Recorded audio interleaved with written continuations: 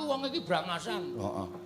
Tanpa omong-omongan pukul dulu urusan belakang biasanya ngono kuwi aku kira. Ning nek iki kowe sing ngomong-omongan, Heeh.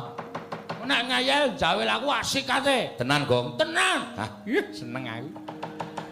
Ndek kanca adi lanang iki seneng wis aku marem aku wani. Ah, gene ora ora njaluk pambiyantuku. Wis kene. Jawel aku. Ya, ora minggat lho. Ora. Aku nang kene nganti esuk-esuk golekan. Ya. Aku nang kene aja kuwatir. Ya. Ngono. Bres. Wah. Kaya omongan. No. Sampeyan aja nyekel kula. Aja nyekel Petruk. Kono wangsulan muni. Iya, Petruk.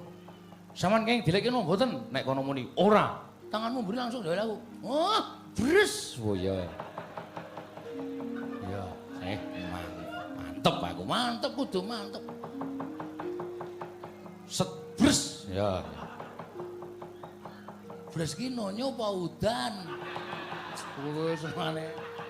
Bres ki ya bresno. Oh ya. Iki tenan lho Kong tak percaya. Heeh wis to. Nek tekane tak jai rembugan apik-apik. Pokoke angel jar rembugan jawel aku. Tonyo kabeh, Truk. Ya, wah seneng aku. Seneng wae. Mengkari omong ra seneng.